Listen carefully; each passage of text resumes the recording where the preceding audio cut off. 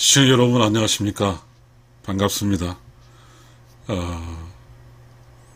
우리가 이렇게 세상을 살아가는 것이 올바르게 살아야 되잖아요. 그리고 정직하게 살아야 되고요. 그렇게 살면 든든하게 산다고 하잖아요. 그리고 상당히 위험한 요소로부터 디스턴트 좀 떨어지는 거잖아요. 그렇게 하기 위해서는 끊임없이 자기 내면을 성찰할 필요도 있고요. 그리고 이미 그 선배들이 우러운 영혼으로 안전하고 안정되게 두툼하게 살다 가신 분들의 이야기를, 책을 읽을 필요가 있습니다. 제가 요즘에 읽고 있는 책이 장자라는 책을 읽고 있습니다.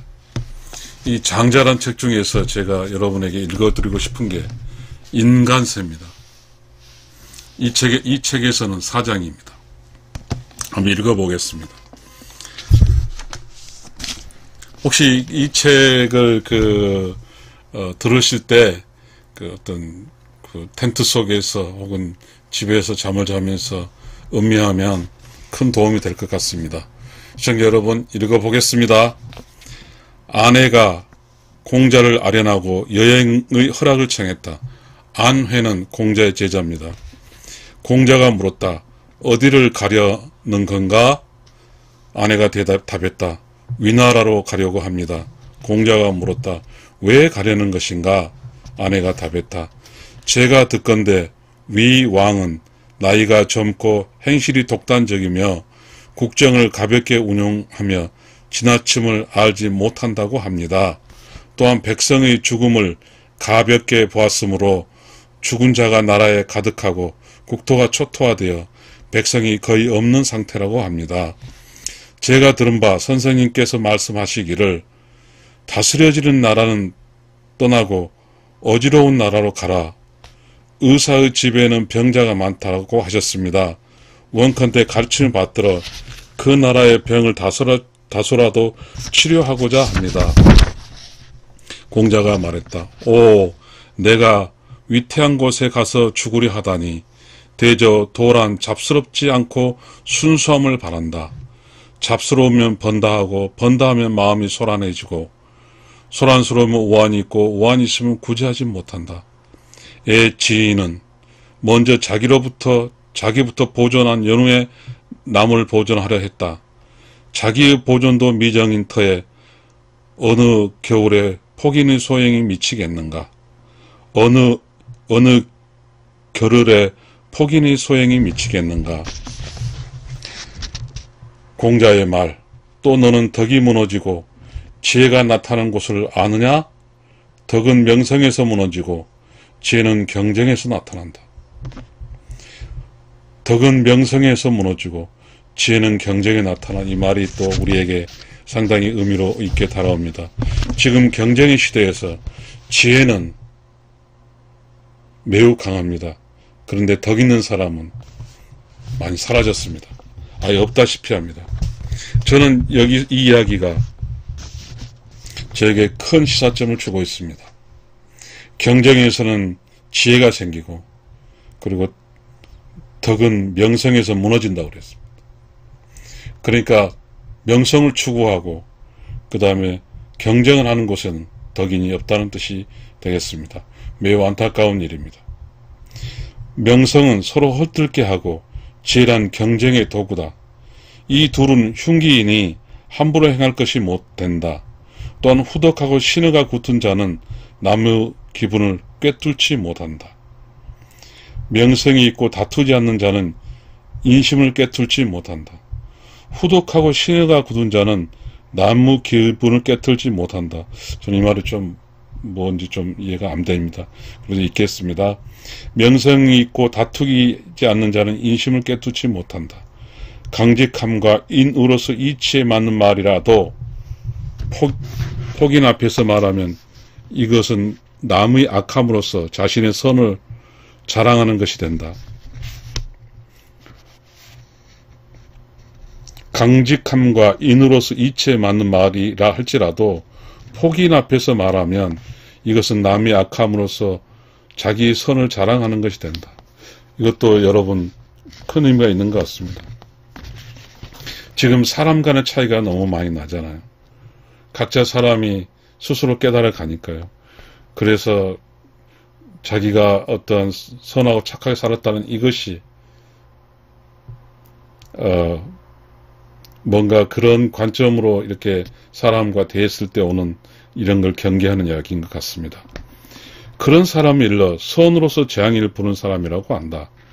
남에게 재앙을 주면 반드시 재앙으로 갚을 것이다.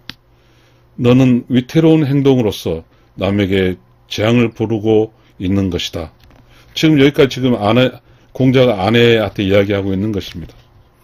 그러니까 이제 공자가 걱정하는 것은 아내가 깨달았고 하는 사람이라서 혹시 아내가 어디로 간다고 했습니까? 위나라로 간다고 했습니다. 위나라에 가서 아내가 다칠 수 있는 것을 걱정하는 공자의 말이 되겠습니다. 또한 만약 그가 어진 자를 좋아하고 불초자를 미워했다면 어찌 다시 너까지 채용하는 이상한 짓을 하겠느냐. 그러니까 이제 그 나라를 지키는 왕이 있잖아. 왕이 위태로운 행동, 그가 어진 자를 좋아하고 불초자를 미워했다면, 어진 자를 좋아하고 불초자를 미워했다면 어찌 너까지 채용하는 이상한 짓 하겠느냐. 그 왕은 어진 자를 좋아하지 않았다는 것이죠. 근데 아내는 어지니까 어진 자가 과연 그 위나라 왕에게 채용이 되겠느냐라는 이야기를 한 것 같습니다. 너는 가르치려 함이 없어야 한다.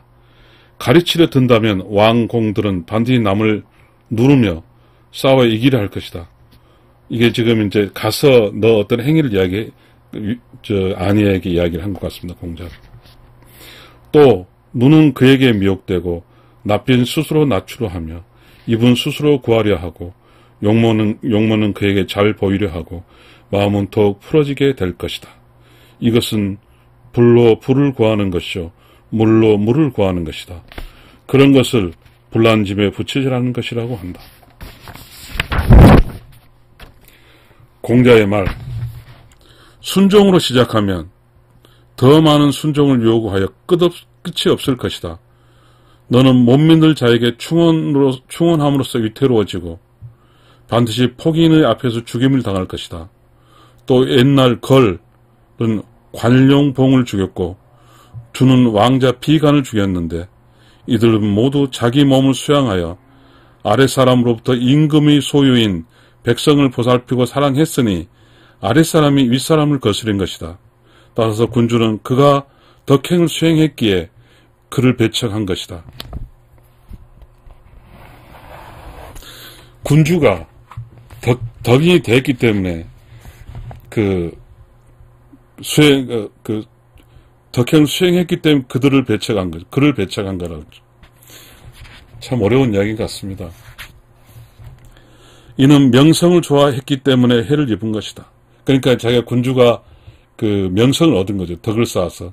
그러니까 명성과 덕이, 아까 덕이 명성과 관계되는 그런 이야기를 했잖아요. 그 결과적으로 왕이 덕이 있다. 명성이 있는 사람이 이제 신하들을 대할 때 이제 뭐죠? 명성의 기준점을 가지고 대할 수도 오류를 범할 수 있을 것 같다는 공자 이야기 같습니다. 옛날 요임금은 총지와 소호를 공격했고, 왜냐하면 요임금이 덕행을 행했거든요. 그래야 총지와 소호를 공격해버리는 거죠. 덕이란 관점으로.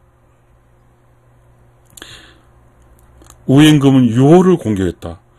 여러분 아시죠? 요임금과 우임금은 덕이 있는 임금이었습니다. 그러니까 이 덕으로 인해서 이제 내가 덕으로 제일 높아. 근데 이제 신하가 아주 덕인이었을 경우에 왕이 스스로 자기는 덕이 높은 왕이었는데라고 생각했는데 신하가 자신의 왕의 덕의 명성을 나름대로 위협하니까 공격한 것 같습니다. 이들 나라는 폐허가 되고 군주들은 죽임을 당했다. 그들이 전쟁을 그치지 않고 실리를 추구를 그치지 않았기 때문이다. 이들은 모두 명예와 실리 추구 때문에 해를 입은 것이다. 명예와 실리라는 게 있잖아요. 우리가 있죠. 명예도 없고 이득도 없다 이런 이야기잖아요. 실리를 들어간다는 것은, 추구한다는 것은 그 덕적인 관점에서 이제 후퇴하는 것이 될 수도 있을 것 같고요. 또 읽어보겠습니다. 그러니 너만 그것을 못 들을 리 없겠지만 명리라는 것은 성인도 그 유혹을 이길 수 없는데 하물며 내가 어찌 하겠느냐. 그렇지만 너에게도 까닭이 있겠지라고 합니다. 이 그 명리라는 것은 성인들도 깨달은 사람도 유혹이 있다. 이 말은 이제 공자 자신도 내가 소위 이렇게 너의 스승으로서도 이렇게 명리라는 것에서는 유혹인데 너가 나의 제자인 너 제가 어떻게 하겠느냐 이런 이야기인 것 같습니다. 어디 나에게 말해보아라. 아내가 말해. 이제 아내의 말입니다. 아내는 공자의 제자로서 매우 그 의로운 그 깨달은 쪽의 제자입니다. 한번 아내가 이야기한 걸 읽어보겠습니다. 바르고 겸허하며 권면하고 한결같으면 되겠지요? 공자가 말했다. 어찌 가능하겠느냐? 위왕은 양기가 가득 차고, 그러니까 이제 그 위나라 왕은 양기 가득 찼다는 말은 욕구가 있다는 거죠. 크게 고양되고 안생이 불안정한 사람이라서 보통 사람은 거스르지 못하게 만든다. 오히려 남의 생각 따위는 억눌려 버리고 자기 마음을 용납하고 편들어 주기만 바랄 뿐이다. 그를 잃은 날이 갈수록 덕을 이루지 못할 사람이라고 말한다. 그런데 하물며 대덕을 이루겠느냐? 고집 때문에 감화되지 않고 겉으로 합치된 듯 하지만 속으로 비방할 것이니 어찌 그것이 되겠는가? 이렇게 이제 이야기를 했습니다. 다음 또 아내의 말입니다. 그러면 저는 안으로는 곱고 밖으로 굽히며 입론을 하되 상고에게 건주겠습니다. 첫째, 안으로 곱는 것은 하늘과 한무리가 되는 것입니다. 하늘과 한무리가 된 자는 천자도 자기 벗임을 압니다. 모두 하늘의 자식임을 안다면 어찌 자기 말로 독단하여 남을 좋다거나 또는 좋지 않다고 박수 쳐주길 바라겠습니까? 이처럼 안으로 곧은 사람들은 어린아이라고 부르지만 이를 잃어 하늘과 한무리가 된다고 말합니다. 둘째, 밖으로 굽히는 것은 사랑과 한무리가 되는 것입니다. 무릎을 꿇고 몸을 굽히는 것은 인신의 애입니다. 남들도 다 하는데 저라고 못할 바 없지요. 남들이 하는 것을 따라 하면 남들도 흠잡지 않을 것입니다. 이를 일러 사람과 한무리가 된다고 말합니다. 셋째, 입론을 하되 상고에 견주하겠다는 것은 옛사람들과 한무리가 되겠다는 것입니다. 그 말은 비록 옛사람이 교훈이지만 실제는 꾸짖는 것입니다. 그러니 꾸중은 어디까지나 옛말에 있을 뿐 제 말이 아닙니다. 이렇게 하면 비록 강제해도 병통이 나지 않을 것입니다. 이를 일러 옛사람과 한무리가 된다고 말합니다. 이게 어떤 상황에 대해서 옛사람이 하는 예를 들어서 이야기를 하게 되면 나의 이야기를 하지 않지만 그래도 임금이 어떠한 올바르게 사는데 도움을 줄 것이다 라고 이야기한 것 같습니다. 이렇게 하면 되겠죠. 공자가 말했다. 어찌 되겠느냐? 바르게 한다는 것이 너무 많다. 하늘과 사람과 옛사람을 본받는 것으로 안심할 수 없다. 이 공자의 말입니다. 하늘과 사람과 옛사람을 본받는 것으로 안심할 수 없다. 결국은 지금 우리가 살고 있을 때 그게 있잖아요. 석가모니, 예수 그리스도, 공자가 있어요. 그래서 옛사람들이 성현이라고 그랬잖아요. 성현이 이렇게 많이 써놨고 책으로 써놓고 해서 그걸 따라가요. 그렇지만 그 시대 공자 입장에서는 그렇다 하더라도 안심할 수 없다. 이 말은 뭐냐면 우리가 불교든 기독교든 유교든 그런 것으로서 우리가 살지만 그래도 안심할 수 없다는 뜻로 해석해 보겠습니다. 비록 고루하지만 죄를 받는 것만은 면할 수 있을 것이다.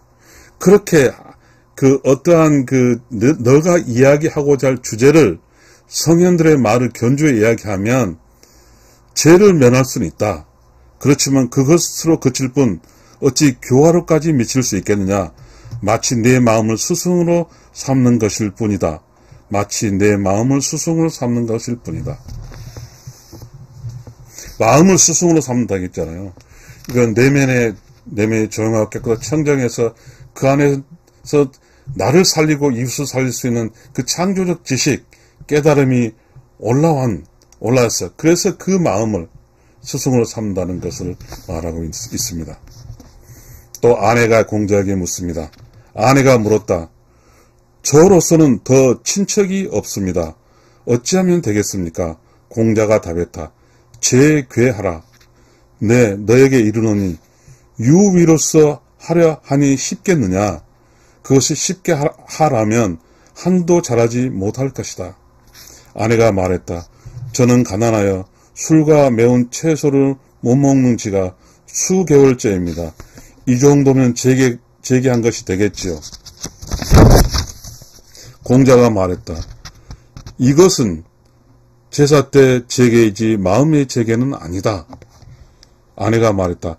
감히 마음의 제계에서 묻습니다. 공자가 답했다. 너의 뜻을 전일하게 하라. 귀로 듣지 말고 마음으로 들어라. 마음으로 듣지 말고 정기로 들으라. 듣는 것은 귀로 그치고 마음은 징험에 그친다. 정기라는 것은 비어있어 삶을 못 산다. 오직 돈은 빈 곳에 머문 것이니 비우는 것이 마음의 재계다. 우와. 여기서 그 공자가 말했습니다. 오직 돈은 빈 곳에 머무는 것이니 비우는 것이 마음의 재계다. 그 다음에 여기서 또 우리가 때 마음으로 듣지 말고 정기로 들으라고 했습니다.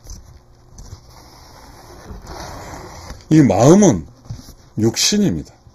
이 정기는 영혼입니다. 이 정할 정자에다가 기잖아요. 우리가 감기, 모든 기공체조, 이 기는 내면에 흐르는 그 공기잖아요. 그죠? 근데 이 기는 무여요. 없는 거예요. 그러니까 기와 몸, 마음 이런 게 있잖아요. 그러면 기는 없는 거죠. 그래서 정할청 조용히 없는 거예요. 그게 뭐예요? 여기서 이야기했어. 오직 돈은 빈 곳이라고 했어. 빈 곳. 그것은 영혼입니다. 우리가 이 세상에 살아갈 때 마음으로 듣지 말고 정기로 들은 이 말은 몸으로 혹은 있는 곳을 살지 말고 없는 곳을 살합니다. 여기서 노자의 도덕계에는 유무상생이라고 했습니다. 유무상생. 유는 지금 마음 영역이고 무는 정기의 영역으로 영혼의 영역입니다. 그래서 마음과 즉 없는 무와 함께 상생해야만이 서로 살 수 있다는 뜻입니다. 그래서 도라는 곳은 오직 도는 빈 곳에 머무는 것입니다. 도는 빈 곳은 뭐예요? 공간입니다. 이 공간은 변치 않습니다. 이 소의 공간은 내면이고 밖의 공간은 우주입니다. 우주와 소의 내면은 변치 않습니다. 오직 변한 것은 베리언스, 마음입니다. 전기도 텅 빈 거 변하지 않습니다. 변하지 않는 것은 상수입니다. 컨스탄트입니다. 그러나 변한 것은 베리안스입니다. 베리안스는 건 마음입니다. 마음은 좋은 마음, 착한 마음, 나쁜 마음, 욕심 다 변한 게 마음입니다. 그러면 또 읽어보겠습니다. 아내가 말했다. 제가 아직 가르침을 받지 못했을 때는 제 자신을 실하게 했습니다. 마음의 세계에 대해서 가르침 받고 따르니 비로소 제가 있지 않게 되었습니다. 여기서 비로소 제가 있지 않게 되었다는 것은 무아입니다. 무아. 이 무아라는 것은 무욕입니다. 무심입니다. 욕심, 변수가 없다는 겁니다. 무아라는 건 컨스탄트예요. 공간이고 우주입니다. 그래서 여기서 내가 무아가 됨으로써 나는 상수가 되니 무라일체가 나옵니다. 무라일체. 무라일체는 나와 우주가 함께가 됐습니다. 그러므로 나의 모든 행동은 우주가 똑같은 인식, 똑같이 받아들였기 때문에 나는 우주의 질서에 순응하게 되는 겁니다. 그래서 순천자는 흥하고 역천자의 존입니다. 망입니다. 순천자는 우주가 되는 것이 무라일체로. 좀 어렵습니다, 시청자 여러분. 과히 허라고 할 수 있겠죠. 여기서 허가 무입니다. 재밌죠? 다시 읽어가겠습니다. 공자가 말했다. 극진하구나. 내 너에게 말하노니 내가 그 울타리에 들어가 논이려면 명성을 생각하지 말아라. 명성을 생각하지 마라. 이 명성은 뭐였냐면 아까 덕이라고 이야기했어. 너의 명성으로 생각하지 말아라. 자, 주변 사람들이 다 무지한데 거기서 명성, 나는 명성이요 라고 그렇게 하게 되면 그것은 이미 도가 아니라는 이야기했습니다. 그러므로 명성을 생각하지 말아라는 공자가 안회에게 이야기를 하고 있습니다. 받아들인다면 화답하고 받아들이지 않으면 그쳐야 한다. 너가 아무리 깨달았다 하지만 너의 도를 세상에 실천할 때 세상이 너를 받아들이면 화답하고 받아들이지 않으면 그쳐야 된다. 공자가 아내를 이야기한 것입니다. 따라갈 길도 없고 눈에 띄는 표적도 없어야 된다. 따라가는 길도 없고 눈에 띄는 표적도 없어야 된다. 따라가는 길이 뭘까요? The way. 인생 아닐까요? 어떠한 그 목적 지향을 뭔가 관료가 되기 위해서 그 어떤 그 나라의 왕의 어떤 총리를 반사하기 위해서 그건 하지 마라. 이런 것입니다. 마음의 집을 전일하게 하여 그침이 없다면 길에 거듭 접어든 것이다. 발자국을 없애기는 쉬워도 길이 없는 땅을 가기는 어렵다. 발자국 없애기는 쉬워도 길이 없는 땅을 가기는 어렵다. 그렇잖아요. 길이 없는 땅을 간다는 것은 모험하는 거죠. 자기 스스로 길을 닦고 가는 거잖아요. 사람의 사역은 거짓되기 쉽지만 하늘의 사역은 거짓되기 어렵다. 사람의 일은 거짓되기는 쉽지만 하늘의 일은 절대로 거짓되기 어렵다. 날개가 있어 난다는 말을 들었으나 날개가 없이 난다는 말을 듣지 못했다. 지각이 있는 자가 들었으나 지각이 없는 지자는 아직 듣지 못했다. 인적이 없는 닫힌 문은 보라. 빈 방에 문틈으로 햇살이 비친다. 길하고 상서로움이 머문다. 대저 가기만 하고 멈추지 않으면 앉아서 달리는 자라고 말하고 대저 이목을 따라 마음이 통하고 마음의 속의 뜻을 버리면 귀신도 와서 머무를 것이니 하물며 사람은 어떻게 되냐. 마음의 뜻을 버리면 귀신도 와서 머물 것이니 하물며 사람은 어떻겠습니까. 이 마음의 뜻이 욕망이죠. 욕망을 버리고 텅 빈 내면이 조용하고 깨끗하고 청정하면 그곳에 우러운 영혼이 거한다는 거죠. 거할 것이니 하물며 사람은 어떻게 되나. 이는 만물이 좋아이니 우임금과 순임금이 의지한 끈이며 복희씨와 괴거씨도 행한 극진이니 하물며 범인은 어떻게 했느냐. 이게 이제 그 우임금과 순임금, 복희하고 이분들은 일종의 아까 말한 그거 아니에요? 아까 뭐라고 했냐면 하늘과 옛사람이 그렇게 했으니 지금 우리가 사는 평범한 우리는 어떻게 했느냐 이렇게 이야기합니다. 섭공자고가 제 나라의 사신으로 가려고 이제 케이스 스토리 같습니다. 공자가 그 안태에게 케이스 스토리 이야기하고 있습니다. 섭공자고가 제 나라의 사신으로 가려고 공자를 방문하여 자문을 구했다.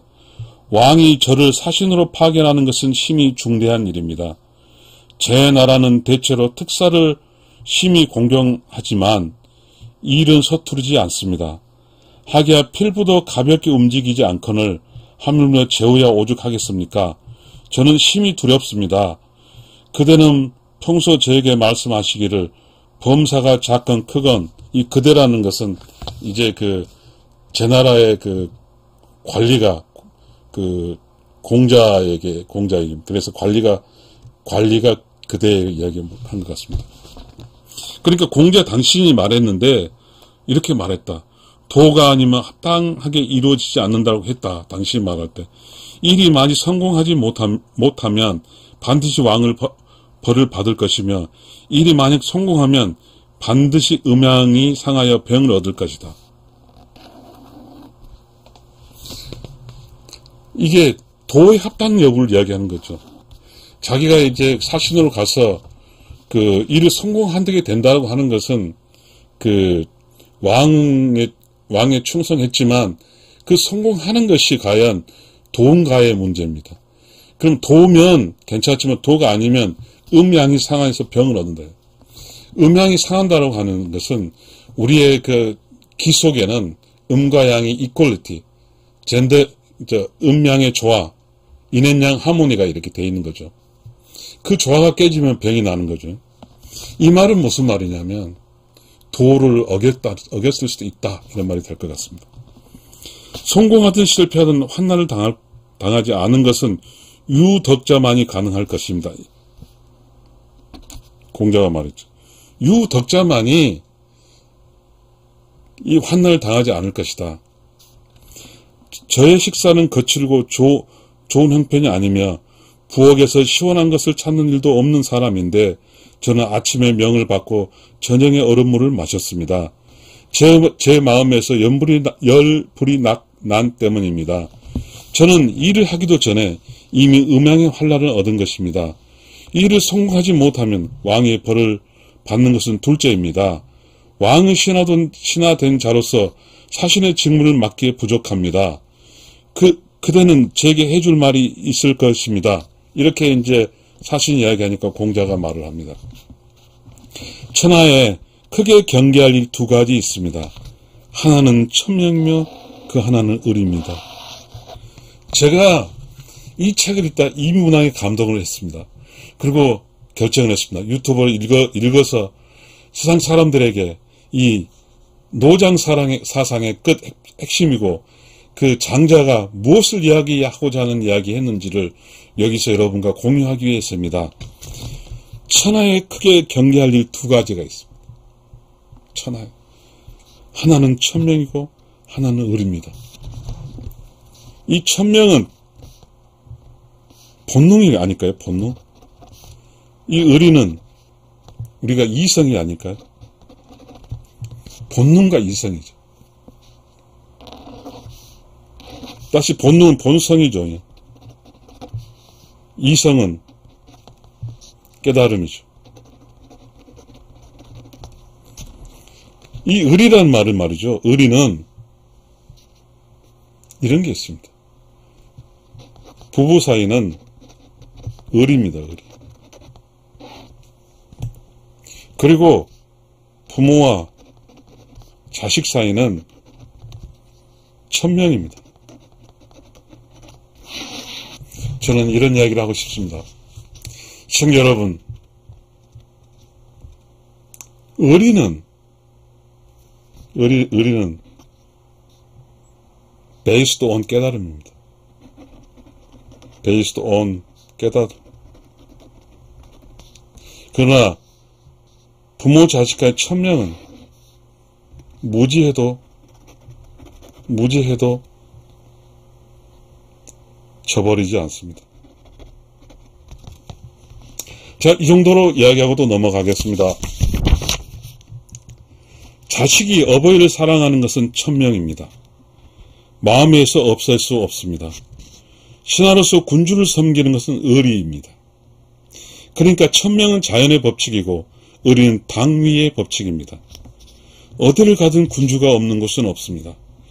천지간에 도망갈 곳이 없습니다. 그래서 그것을 크게 경계할 것이라 말하는 것입니다. 그러므로 어버이를 섬길 때는 처지를 가리지 않고 편하게 모시는 것이 효의 지극함이며 자연의 법칙은 효입니다. 효고 군주를 섬기는 데는 이를 가리지 않고 편안하게 모시는 것이 충의 지극합니다. 이를 가리지 않고 힘들다는 뜻입니다. 어렵고 착한 어려운 거 쉬운 것만 하지 않으라는 뜻입니다. 어려워도 하는 걸 말입니다. 충의 지극함입니다. 진심으로 섬기는 자는 슬픔과 기쁨 면전에 쉽게 나타나지 않습니다. 효도 슬픔과 기쁨 나타나지 않고 충도 슬픔과 기쁨 나타나지 않는다는 말입니다. 인력으로 어쩔 수 없는 없음을 깨달아 운명처럼 편안히 여기는 것이 덕의 지극함입니다. 덕이 나왔습니다. 이 사신이 그 나라에 가서 임금에 충성하고 그 다음에 도에 어긋나지 말아야 된다는 이야기입니다. 근데 임금에 충성하는 것은 의리고 도에 어긋나지 않는 것은 바로 천명입니다. 그런데 이 모든 것은 운명입니다. 그래서 이 운명을 받아들일 수 있어야 된다. 그 사신으로 가서 죽을 수도 있고 또 도를 어겨서 사람으로 지탄받을 수 있습니다. 그것은 덕입니다. 감내해야 된다는 뜻입니다. 남의 신하와 자식이 되는 것은 진실로 그것을 벗어던질 수 없는 것이니 충과 효의 개념이죠. 어느 국가의 신하면 벗어날 수 없고 이 부모 자식감도 벗어날 수 없다는 것입니다. 이를 행하며 자기 몸을 잇는 것입니다. 두려움을 잇는 것입니다. 죽음도 불사하는 겁니다. 자기 몸을 잇는 것입니다. 와, 공자가 대단하십니다. 어느 겨를에 삶을 즐기고 죽음을 싫어하겠습니까? 그러므로 그대도 그렇게 하는 것이 좋을 것입니다. 라고 결론을 내립니다. 겨를의 삶을 즐기고 죽음을 싫어하겠습니까? 어느 겨울의 삶을 즐기고 죽음을 싫어하겠습니까? 그러므로 그대도 그렇게 하는 것이 좋을 것입니다. 참 어려운 이야기입니다. 다음 또 읽겠습니다. 공자의 말입니다. 제가 들은 바, 이게 이제 제라 말은 이제 그 사신에게 있어서 관료기 때문에 낮추는 거잖아요. 제가 들은 바를 다시 말씀드리고자 합니다. 무릇 교린이란 가까우면서 반드시 신으로서 서로 가까이 따르고 멀면 반드시 말로서 충심을 보여 주어야 합니다. 가까이는 행동이고 멀어서는 말입니다. 말은 반드시 누군가가 전해야 합니다. 물은 양쪽 모두 기뻐하거나 진노하는 말을 전하는 것은 천하에 어려운 것입니다. 양쪽 다 기뻐함은 반드시 지나치게 칭찬한 말이 많기 때문입니다. 양쪽 다 성냄은 반드시 지나치게 미워하는 말이 많기 때문입니다. 무릇 지나치면 망령되고 망령되면 신을 의심받고 의심받으면 말을 전한 자가 재앙을 받습니다. 그러므로 예법에 딱 이르기를 평상의 실정을 진실하게 전하고 지나친 말을 전하지 않으며 몸을 보존할 수 있다고 했습니다. 또 기교로 힘을 거르는 것은 인덕으로 시하나 항상 현기로 끝납니다. 사신으로 가서 가장 정확한 이야기를 어떻게 하라 이야기합니다. 평상의 실정을 진실하게 전하라. 평상의 실정을, 실질적인 정세를 진실하게 전해라. 이것만이 몸을 보존할 수 있다는 말입니다. 살 길이다. 이런 겁니다. 그런데 만약에 그렇지 않고 기교로서 힘을 거르면 이제 그 사신이니까 대왕과 이야기하면서 뭔가에 그 기교로서 하게 되면 처음은 이야기 시작할 때 그렇잖아요. 애절을 갖추고 인과 덕으로 시작하나 그 결과로서는 죽음이다. 현기, 그 어떤 그 법을 어기고 치고하는 그런 것으로 끝나게 된다. 인덕이 결론적으로 죽고 살고 하는 그런 어떤 법률적 정의로 끝나게 된다. 이런 말인 것 같습니다. 읽어보겠습니다. 커질수록 기이한 기구가 많아지기 때문입니다. A로서 술을 마시는 자도 시작은 정연하지만 끝맺음은 항상 어지럽습니다. 커질수록 기이한 쾌락이 많아지기 때문입니다. 무릇 일이란 다 그런 것이어서 신으로 시작하지만 항상 거짓으로 끝납니다. 매우 중요한 이야기입니다. 신으로 시작하지만 항상 거짓으로 끝난단 말이에요.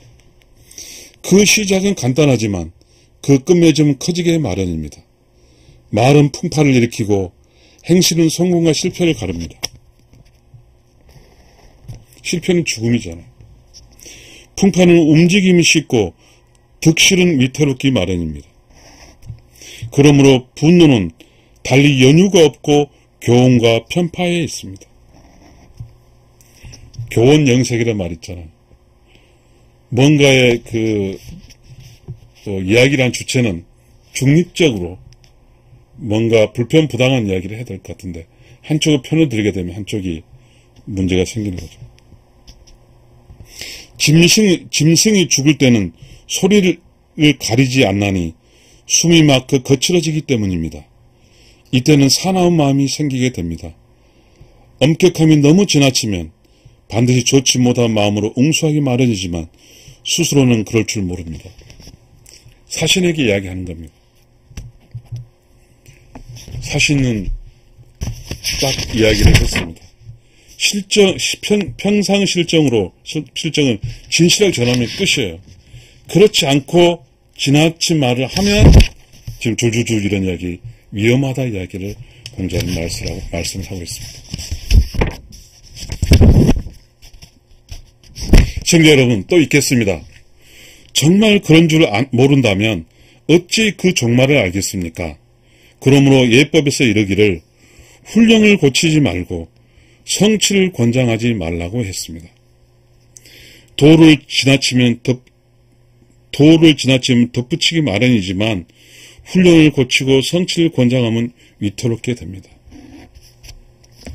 우리가 이게 그런 거잖아요. 직장 생활에서도 어떠한 법령을 고쳐서라도 어떠한 이득을 더 많이 취하고 어떤 이익을 더 높이 간다는 것은 위태롭다는 이야기입니다. 욕심을 부리지 마라 이겁니다. 선의 이룸은 오랜 기간 이루어진 것이고 악의 이름은 미흡초조 이미 늦는 것이니 가히 삼가지 않을 수 있겠습니까? 또한 만물을 타고 마음에 논이며 멈추게 할 수 없는 순리에게 맡기면 무의 자연의 중앙을 보양함이 지극할 것입니다. 무의 자연의 중앙, 이게 뭡니까? 평상의 실정을 진실하게 전하는 것이 무의 자연의 중앙을 보양함입니다. 어찌 인의로 지어내서 보고하겠습니까? 천명을 이루게 하는 것보다 더 좋은 것은 없습니다. 그러나 그것은 어려운 일입니다. 이게 장자의 지금 이야기입니다. 정말 우리 지금 현대에 사는 사람에게 필요한 이야기입니다. 또 있겠습니다. 노나라 안합이 위나라 영공의 태자 삽으로 가려고 할 때 위나라 대부인 거배곡을 찾아가 자문을 구했다. 이건 케이스 스토리입니다. 사신으로 갈 때, 공자가 말하는 사신으로 갈 때 어떻게 사신이 될까 할 문제에 대해서 위나라 대부인 거배곡은 노나라 안합이 위나라 대부인 거배곡을 찾아가 자문을 청했죠. 지금 이제 사신으로 갈 사람이 공자를 찾아 자문을 청하고 있잖아요. 그래서 이제 공자가 어떤 사신으로 갈 때라는 그 케이스 스토리를 이야기하고자 하고 있습니다. 여기에 천성이 죽이기를 좋아하는 사람이 있는데 그와 더불어 무도한 짓을 하면 나라를 위태롭게 할 것이고 그와 더불어 법도에 맞게 하면 몸에 위태로울 것이다. 참 어렵죠, 사실은. 지금 여기 두 가지 이야기하고 있습니다. 그와 더불어 무고한 짓을 하면 위태롭고 나라를 위태롭게 하네요. 그 천성을 죽이길 좋아하는 사람하고 같이 하면 나라를 위태롭게 하고, 그리고 같이 하지 않으면 사신이 죽게 되는 거죠. 그는 지혜는 남의 과오를 잘 알지만, 그 지혜는 남의 잘잘못을 가질 줄 알지만 자기 허물을 모릅니다. 우리가 다른 사람 비판할 수 있지만 나는 얼마나 엉망진창인지 모른다는 뜻입니다. 그런 자를 저는 어찌해야 할까요? 겁의 고기 답했다. 사신이 물었죠. 좋은 질문을 하셨습니다. 우선 경계하고 삼가서 자신을 몸을 바르게 해야 됩니다. 먼저 자신의 몸을 바르게 하라. 발을 정지하자. 올바르게 해야 된다. 몸은 그를 따르고 마음은 그와 합하는 것보다 좋은 방법은 없습니다. 그렇다 하더라도 두 가지 방법은 걱정이 따릅니다. 따르되 빠져들지 않아야 됩니다.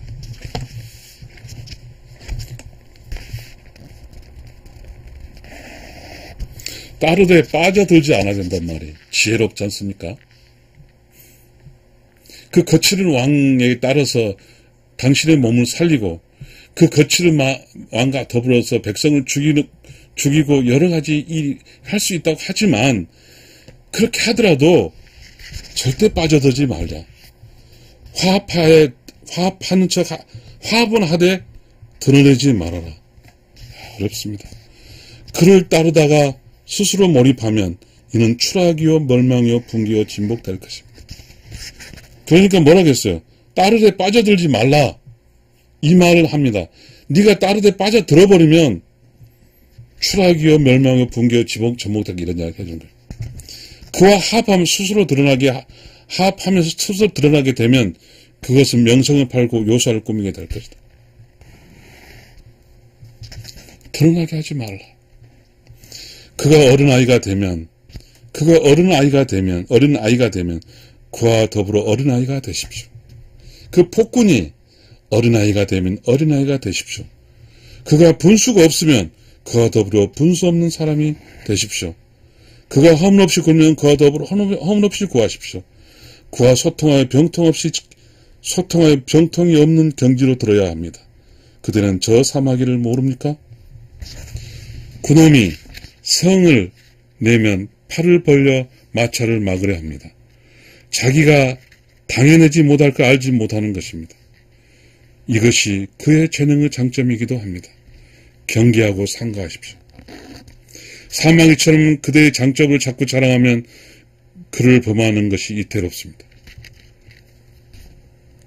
사신으로 가서 경계하고 삼가해라. 여기서 두 가지 나오네요. 따르되 빠져들지 말고 경계하고 삼가해라고 이 케이스토리에서 이야기하고 있습니다. 겁의 곡의 말. 그대는 저 호랑이 기르는 사람을 모릅니까? 결코 산 동물을 먹이러 주지 않습니다. 그것을 죽이는 분기를 일어나게 하기 때문입니다. 호랑이가 살아있는 어떤 잡사 먹을 때는 분기가 일어나는 거죠. 살생할 수 있는 그 분노의 기운이 일어나는 거죠. 결코 동물을 통째로 주지 않습니다. 지혜로운 거죠. 지금 겁의 격이 지혜를 이야기하고 있습니다. 지혜. 깨달음을 이야기하고 있습니다. 그것을 찢는 분기를 일어나게 하기 때문입니다. 때대로 굶주리게 하고 배부르게도 하여 분기를 소통시켜 줍니다. 이게 지혜죠.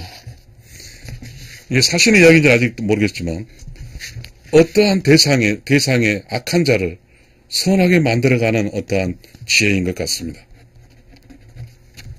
호랑이는 사람과는 종류가 다르지만 자기를 길러준 사람에게 아양을 떠는 것은 자연스러운 일입니다.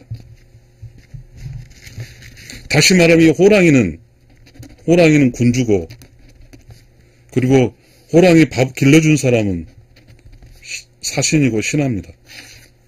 그래서 사신이고 신하가 군주에게 아까 밥을 줄 때 화를 내지 않고 살생할 수 있는 그런 분기 주지 않을 수 있도록 지혜롭게 먹이를 주는 것입니다.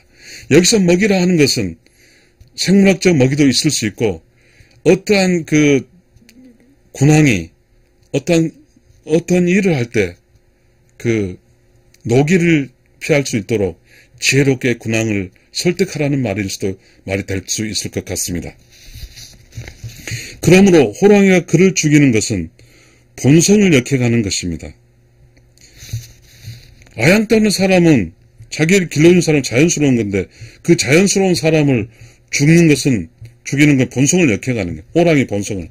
그러니까 군주에게 그렇게 어떠한 그 지혜롭게 하게 되면 군주는 신하나 그리고 그 사신을 죽이지 않는다 이 말입니다. 말을 사랑하는 자는 광주리로 말을 사랑하는 사람은 광주리로 똥을 받고 기완 술전으로 오종을 받습니다. 말타는 말인 것 같습니다. 그러나 때마침 모기와 등에가 말등에 붙여있을 때 불씨에 치면 말이 놀랍니다. 불씨 그 등에를 치면 말이 놀라 재갈을 풀고 머리에 가슴을 걷어 찰 겁니다. 뜻을 이루려고 그만 사랑을 잊어버린 겁니다. 신하가 혹은 사신이 왕가에서 뜻을 이루고 해서 왕을 겁박했을 때는 뭐죠? 사랑을 잊어버린 거죠. 왕에 대한 어떤 애정과 사랑을. 가히 삼가하지 않을 수 있겠습니까? 아무리 그 힘든 사람 할지라도 지혜를 가지고 사랑으로 그 위험한 호랑이를 다루면 호랑이가 나를 묻지 않듯이 아무리 악한 군주라 할지라도 사랑으로 군주를 다루면 군주가 나를 물지 않는다. 이런 이야기 같습니다. 장자 대단합니다. 또 있겠습니다. 또 케이스 스토리인 것 같습니다. 목수석이 제나라로 가다가 고곤에 이르렀을 때 사직단의 상수리 나무를 보았다. 크기는 수천 마리 소를 가릴만 하고 둘레는 배가름쯤 되었다. 그 높이는 10길 산을 내려다보는 뒤편의 가지는 가히 배를 만들 만한 것이 10수개나 되었다. 구경꾼이 성시를 이루는데 석은 거들떠 보지 않고 갈 길을 멈추지 않았다. 제자는 구경에 정신 팔리다가 석에 달려와서 말했다. 제가 도끼를 잡고 선생을 따른 이래 이같이 좋은 제목을 본 적이 없습니다. 그런데 선생은 본체만 취하고 가던 길을 멈추지 않으니 어떤 일입니까? 석이 말했다. 그만두어라. 그것은 말할 것도 없이 삽목, 쓸모없는 나무다. 배를 만들면 가라앉을 것이고 관곽을 만들면 곧 썩을 것이며 그릇을 만들면 곧 부서지고 창문을 만들면 송진이 흐르고 기둥을 만들면 좀이 쓸 것이니 제목이 되지 못할 나무다. 아무짝에도 쓸모없으니 이렇게 장수할 수 있었던 것이다. 장수를 하려면 만약에 이 나무가 장수를 할 수 없었다 하면 뭡니까? 삽목이 아니야죠. 쓸 수 있는 나무면 이미 잘라버렸을 거고 배를 만들어서 가라앉지 않을 나무이면 이미 나무는 생존하지 않았고 관짝을 만들어 썩지 않으면 이 나무는 벌써 베어졌을 것이고 글을 만들면 부서지지 않으면 이 나무는 아직 이미 그렇지 않으면 나무는 벌써 잘라졌을 거죠. 창문을 만들어 송진이 흐르지 않으면 이 나무는 잘라질 것이다. 기둥을 좀이 쓰니까 이 나무는 살아있을까? 아무 쓸모가 없기 때문에 이 나무는 지금까지 살아있으니 내가 왜 이 쓸모없는 나무를 잘라서 쓰겠느냐라고 이야기합니다. 석이 돌아와 꿈을 꾸니 상수리 나무의 신이 나타나 말했다. 너는 어찌 나를 나쁜 쪽으로만 빗대느냐? 너는 어찌 나를 무늬목에만 비교하느냐? 풀명자나무, 배나무, 귤나무, 유제나무 등 열매를 맺은 족속은 열매가 이면 박탈당한다. 박탈은 욕보임이니 큰 가지는 꺾이고 작은 가지는 머리채에 잡힌다. 이는 그 나무의 재능 때문에 그런 고통이 생긴 것이다. 그러므로 천수를 마치지 못하고 중대에 요절하는 것이니 그러네요. 여기서 또 다른 케이스가 나옵니다. 유실수는 그 열매가 박탈이 당하잖아요. 박탈은 욕보임이죠. 큰 가지 작은 가지 잡아당겨 유실수를 하면 그러다 보니까 고통이 생기는 거예요. 쟤는 그 유실수가 맺는 맛있는 과일 때문에 나무는 고통을 느끼는 거죠. 그러므로 그 나무는 천수를 누리지 못하고 중도에 요절한다.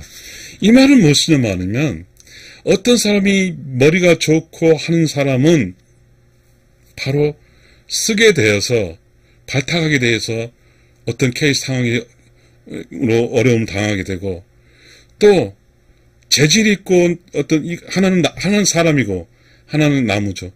아주 좋은 나무, 좋은 어떤 것은 어떤 그 목적에 충실하기 때문에 잘려서 빨리 죽는 것이다. 그러니 이러하는 거잖아요. 이게 장자니까. 네가 너무 얼굴이 못생겼다고, 네가 머리가 나쁘다고 너무 비관적으로 살지 마라. 너는 못생기고 머리가 나쁘고 혹은 disable, 장애자니까 혹시 너 다음에 장애자라는 케이스 스토리가 나오는데 군대도 안 가고 너는 그렇게 살지만 잘생기고 힘있는 장애자 사람 군대 가서 위험을 당할 수 있다. 이겁니다.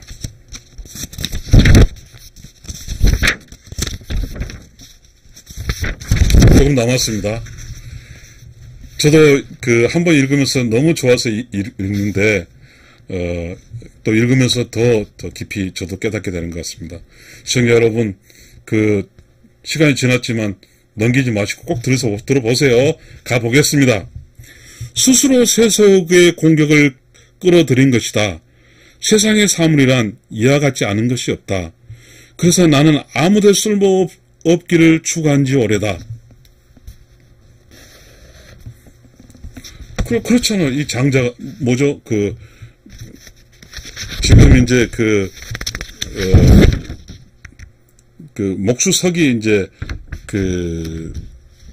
목수잖아요. 목수가 이제 이야기한 거죠. 목수인 나는 아무것도 쓸모없기를 추구해왔다. 그러니까 목수라는 것은 이제 나무를 이용해서 집을 짓지만 내가 이 집을 지어서 이야기하지 않는 거죠. 절대로 그냥 할 따름이지. 자연의 수를 할 따름이지. 누가 알아주는 것도 좋다 이거죠. 거의 죽을 뻔한 적도 있었으나 이제야 뜻을 이루어 무용의 대용이 될 수 있었다. 쓸모없는 사람이 크게 쓸 수 있게 되었다. 무용대용. 이야, 대단하네요. 무용대용.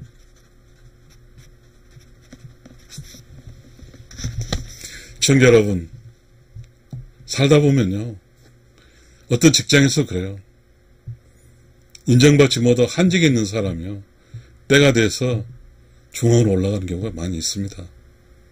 무용대용이란 말이 정말 우리에게 큰 단어네요. 나를 유용하게 했다면 어찌 저는 크게 될 수 있었겠는가? 또 너와 나는 모두 하나의 사물일 뿐이다. 어찌할 것인가? 너나 나나 물질이므로 언젠가는 죽을 것을. 쓸모없는 인간이 쓸모없는 나무의 뜻을 어찌 알겠는가? 쓸모없는 인간이 쓸모없는 나무의 뜻을 어찌 알겠는가? 석이 잠을 깨어 국꿈을 이야기했다. 제자가 물었다. 취향을 무용으로 정했다면 어째서 눈길을 끄는 사신이 되었을까요? 석이 답했다. 자네는 입을 다물게나. 그가 역시 일부러 사신을 의탁한 것이니 자기를 몰라주는 자들이 헐뜯은 것으로 생각할 것이다. 사신에게 의탁하지 않았다면 아마 틀림없이 배웠을 것이다. 다시 말하면 그의 보시는 방법은 다른 사람과 다른 것이다. 이거 지혜죠. 그를 표준 삼아 칭송한 것도 역시 우원한 짓일 것이다. 좀 지혜로운 이야기 같습니다. 우원하단 말이 뭐죠? 좀 모르겠습니다. 그러면 또 읽어보겠습니다. 남곽의 영주 자기가 허난성, 이것도 케이스 스토리죠, 지금. 허난성 상구 현에 유람할 때 큰 나무를 보았는데 특이했다. 말 4필이 끄는 전차 1000대를 메어 숨겨도 그늘이 덮여버렸다. 자기가 말했다. 무슨 나무가 이럴까? 이는 반드시 색다른 용도의 제목일 거야. 머리를 들고 가지를 보니 꾸불꾸불해서 마를 때나 쓸모가 될 수 없고, 머리를 굽혀 큰 밑통을 보니 뒤틀리고 속이 비어 관각도 될 수 없었다. 잎을 핥으니 입이 부르터 상처를 입었고, 냄새를 맡으니 어지러워 사흘 동안 그치지 않았다. 자기가 말했다. 과연 제목값이 못될 나무라서 이처럼 클 수가 있었구나. 아, 시인들도 제목값 못되었기 때문에 살았구나. 신인은 깨달은 사람입니다. 이 신인들도 제목값이 못되었기 때문에 오래 살았구나. 이 신선노름이죠. 신선노름. 신선노름 할 때 이렇게 한 백화가 있는 거죠. 그 사람들의 삶이 제목감, 다른 사람이 사용해서 쓸 수 있는 제목감이 못됐기 때문에 신선이 되는 거라는 이야기입니다. 또 읽어보겠습니다. 청취자 여러분, 힘내세요. 송나라 형씨들의 소국이 이것도 케이스 스토리입니다. 송나라의 형씨들의 소국이 있었는데 가래나무, 잣나무, 뽐나무가 많아서 그런 이름을 얻었다. 그것이 한두 줌 이상 크면 원숭이 말뚝으로 베어가고 서너 아름 되면 고관집 용마룻감으로 베어가고 7, 8 아름이 되면 귀인 부잣집의 널판 잣감으로 베어간다. 그래서 천수를 다하지 못하고 중도에 도끼에 찍혀 죽고 만다. 이것이 쓸모있는 제목들의 환난인 것이다. 애부터 애군을 제거하는 무꾸리를 할 때는 이마에 흰 점이 있는 소와 콧대가 높은 돼지와 치질병 있는 사람은 하신의 제물로 바치지 않았다. 이에 대해 무당들이 아는 바로는 그것이 상스럽지 못하기 때문이다. 그러나 이에 대해 신인들은 반대로 그것들을 크게 상스러운 것으로 생각한다. 무당과 신인들이 있죠. 신인들은 아까 여기서 신이 있다. 신인들도 제목값이 못되게 오래 살았다는 거 있잖아요. 이 신인들은 똑똑한 거 필요 없고 잘생긴 거 필요 없고 그리고 제목감도 필요 없다. 나는 그저 자연의 이치에 살아갈 뿐이다. 누구도 나를 선택하지 않으니 나는 기분 좋다 이거고요. 근데 무당들의 입장에서는 무당은 그 제사라든지 어떤 구슬을 해야 되는데 그 분위기에 맞는 소와 돼지와 사람, 옛날 인신공약 했으니까 있어야 되는데 거기에 이렇게 부정탄다 하는 사람, 부정탄 소와 부정탄 돼지와 부정탄 사람 안 쓰니 무당은 싫어했죠. 상스럽지 못한다고 한 거죠. 그러나 무당이 상스럽지 못한다고 하는 것은 신인, 의로운 영혼은 상스러운 것이죠. 저는 이 이야기 속에서 우리가 일상에 태어날 때 너무 잘나거나 너무 부자거나 이런 사람보다도 가난하거나 얼굴이 못났거나 그리고 뭐죠? 능력이 없다는 것이 더 신인들이 원하는 삶이다. 그래서 의로운 영혼의 세상에서 사실 가장 최고의 보직과 설문은 가장 못생기고 가장 능력이 없는 그런 사람이라는 사실도 제가 책을 쓰면서 알았었습니다. 그런데 지금 살다 보니 모든 사람은 잘난 것만 추구하잖아요. 이 잘났다고 하는 것은 위험합니다. 이 장자가 그 이야기를 하고 있습니다. 그것들은 크게 상스러울 것이라 생각한다. 이름이 소인 불구자가 있었는데 턱은 배꼽에 숨고 어깨도 머리보다 높았으며 등덜미는 하늘을 가리키고 오장은 머리에 있었으며 두 넓적다리는 갈비뼈가 되었다. 바느질을 하고 빨래를 하며 호구를 넉넉했다.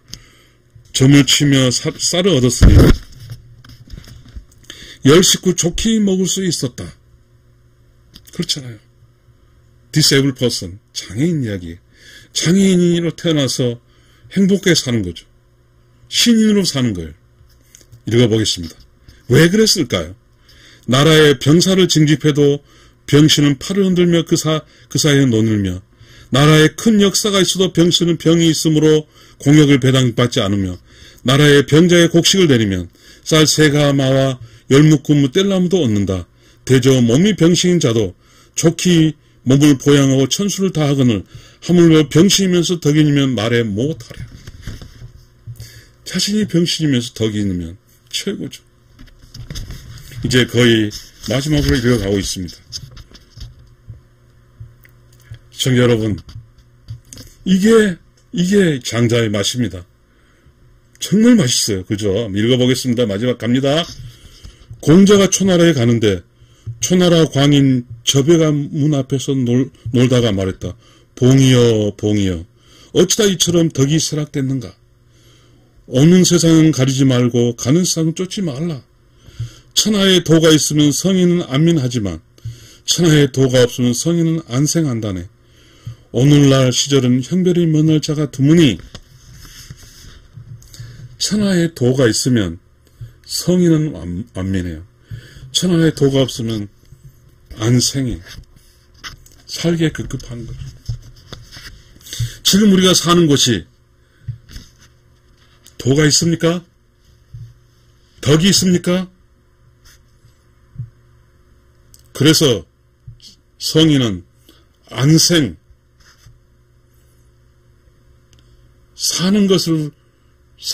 살아남는 것에 중요하게 생각해요. 그래서 천하에 도가 없으면 성인은 사라져버립니다. 숨어버립니다. 천하에 도가 있으면 성인은 안민하지만 성인은 안민, 백성을 안정시키지만 천하에 도가 없으면 성인 스스로 살기 위해서 사라져버립니다. 참 이 이야기가 대단한 이야기입니다. 읽어보겠습니다. 복은 깃털보다 가벼운데 시를 줄 모르고 화는 돼지보다 무거운데 피할 줄 모르네. 아서라 그만두게 남을 덕으로 다스리는 것을. 위태롭다 땅에 금을 굽고 달리네. 미혹된 가시밭길 나의 길을 해치지 말라. 우리가 가는 좁은 길 우리 발을 해치지 말라. 산 나무는 스스로 적을 부르고 등 잠풀은 스스로 몸을 태운다. 계피는 먹을 수 있으므로 베이고 옷은 쓸 수 있으므로 쪼개진다. 사람들은 모두 유용한 것을 쓸 줄 알지만 무용한 것을 쓸 줄 모르는구나. 시청자 여러분 감사합니다.